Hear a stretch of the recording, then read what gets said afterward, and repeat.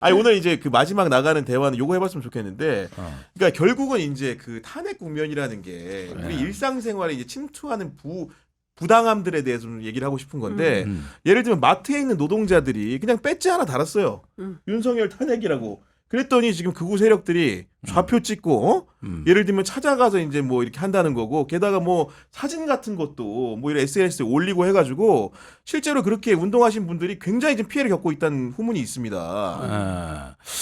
참 안타까운 일인데 저는 세월호를 보는 것 같네요. 음. 그때 그 세월호 로란 리본을 차에다 붙였다든가 어디 또 식당에 사장님께서 붙여놓으니까 네. 손님들이 거기를 이제 저 별점 테러를 한다거나 이런 어떤 그 또 촬영을 해가지고 이제 밈에 올린다든가 이렇게 해가지고 이중 삼중 고통을 많이 받았거든요. 이번에도 이제 비슷한 양상으로 가는 거 아니냐 이런 생각들이 좀 드시는데, 이럴 때 굴복하면 집니다. 예, 이런 거에 두려워하면은 굉장히 이제 그걸 노리고 들어오는 거기 네. 때문에 일단은 너무 이제 이런 것들을 갖고 분란을 일으키거나 부딪히자고는 제가 얘기하고 싶지는 않지만 최소한 두려워하게 되면은 이 위축이 되고 그렇게 되면서 이런 백색 테러의 공포에 젖게 되거든요.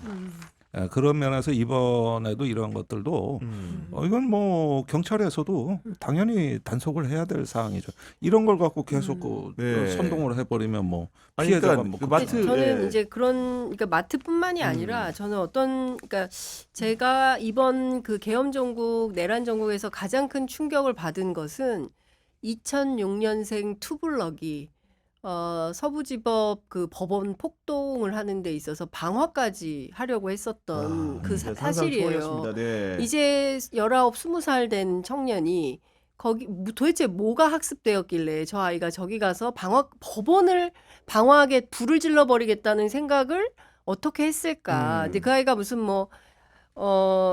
뭔가 이제 자기도 여기에서 이 방화를 저지르지 않으면 안 된다는 어떤 강박이 있었으니까 가서 그런 행동을 하지 않았겠어요?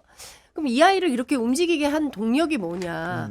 그러니까 저는 이게 뭐 극우 유튜브다 이렇게 보는 분들도 계시고, 아니면은 인터넷 커뮤니티, 뭐 이를테면 여혐, 뭐 이런 커뮤니티에서 맞아요. 뭐 네. 이런 것들이 됐을 거다. 근데 또 하나 제가 오늘 아침 신문 보다가 깜짝 놀란 건데, 교실까지 저도 스며든 봤어요. 네. 극우.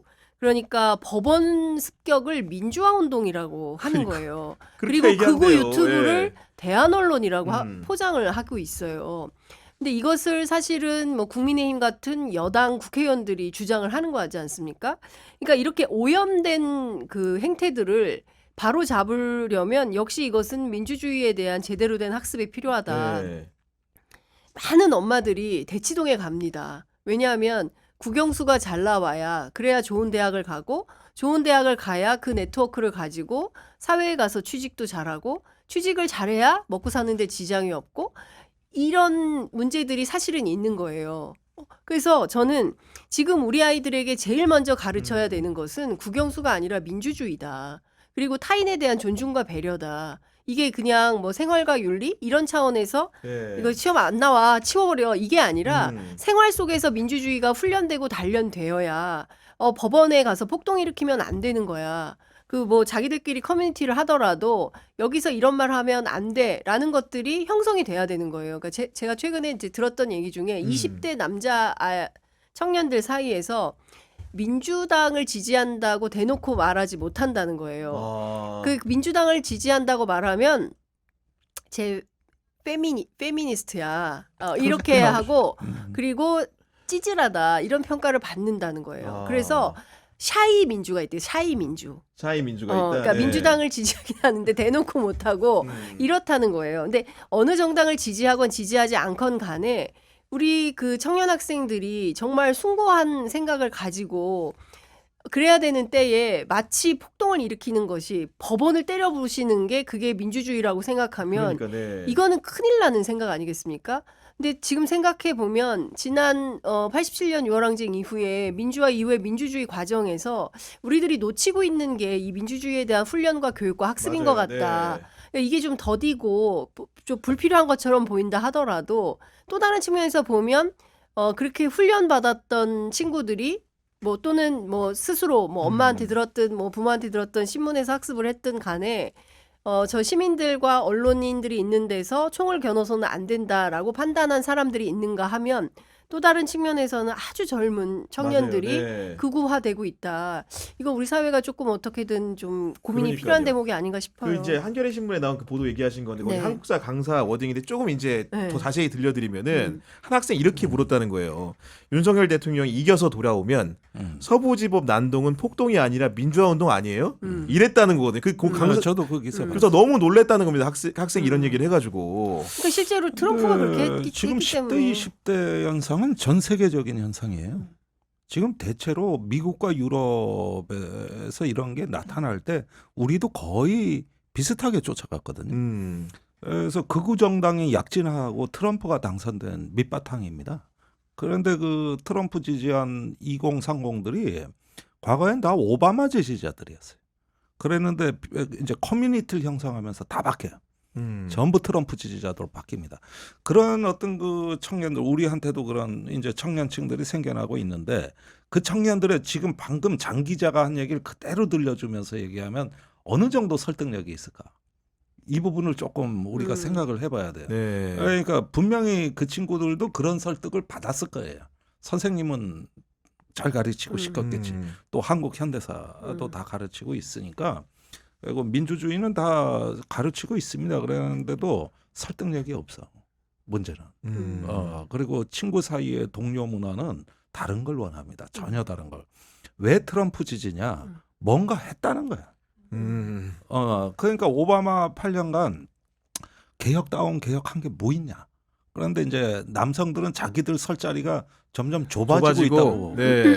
이렇게 피해 의식에 젖어 있거든요. 그런데 그런 부분에서 무언가 행동하고 좀 저기 엘리트 사회를 전복해서 이제 이 지긋지긋한 걸 좀 확 깨보자. 바꿨으면 좋겠고, 두 번째 뭐냐 하면은 남성성이라는 게 과거에는 이렇게 의연하고 책임지는 남성성이었는데 요즘은 그런 게 아니거든요. 너도 찌질하고 나도 찌질한 거야. 그런 찌질한 우리끼리 모여가지고 톡 까놓고 얘기해보자고. 이게 통한다는 거죠. 그래가지고 저기 그 이렇게 보면은 상당히 깊은 피해 의식도 있고, 네. 거기에다가 저기 뭐냐 그래도 조금 세상 변화에 무언가 보증이 돼줄 수 있는 행동을 보여주는 게 있었으면 좋겠고, 그러다 보면 심지어 이게 사고가 확장되면 어디까지 가냐면은 그래도 윤석열은 뭔가 했잖아까지 가는 거예요. 이게. 이렇게 가는 거죠. 그래가지고 경험했죠, 네. 이런 부분들로 이렇게 이야기들이 이제 돌기 시작하면서 네. 스스로를 설득해 가는 거거든요. 그러니까 여기에 이제 개입을 해줘야 되는 건데 제가 보기에는 제일 많이 모이는 그러면 단위 관심사를 사실은 정치가 아니에요. 증권 주식하고 코인하고 맞아요. 축구입니다. 네. 요 세 가지가 가장 중요하거든요. 그런데 대부분 거기에서 커뮤니티가 형성이 되면서 이게 정치적인 힘으로 바뀌고 있기 때문에 우리가 콜롬비아에서 정부군과 반군의 분쟁을 해결할 때 정부군과 반군 똑같이 축구에는 열광한다는데 착안을 해가지고 거기에 그 반군 무장 해제 광고를 넣었는데 이게 다른 광고의 효과가 20배 이상 그래요? 예. 였던 거거든요. 그러니까 우리가 이 관심사에 맞게 우리의 메신저를 넣어줘야 돼요. 그런 노력이 필요한 거군요. 그렇죠. 예. 그래서 고립되이지 않다는 걸 알려줘야 돼. 고립돼 있지 않다. 근데 학교 가도 그냥 성적으로 줄 세워 집에 오면은 부모가 통제하려 그래. 그러니까 이제 입을 욕에 달고 살면서 저주한다고. 윤석열이네. 네. 그렇게 되는 거라. 그러니까 이 부분에서 우리가 같이 사고하지 않으면은 네. 민주주의라는 거 그거 개나 갖다 주라 그럴 거야 아마. 그리고 민주주의에 대한 관심사가 거의 10위권이에요. 자유박탈을 안 당해봐서 그러겠죠. 보니까 10위권이야 10위권. 네. 그런데 그런 말이 이제 듣기 싫은 거예요. 이런 말에 이제 속상하는 거지. 안 당해봤기 때문에. 이러니까.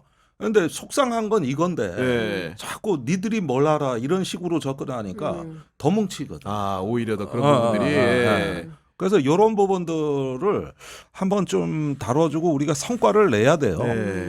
그래서 이런 게 이번에 윤석열 사태 이후에 굉장히 악화되기 때문에 여기서 매듭을 줘줘야 되는데 맨날 거기에 뭐 민주정의 어떻고 뭐가 어떻고 네. 이런 얘기가 아니라 조금 관점을 바꿔줘야 돼. 예.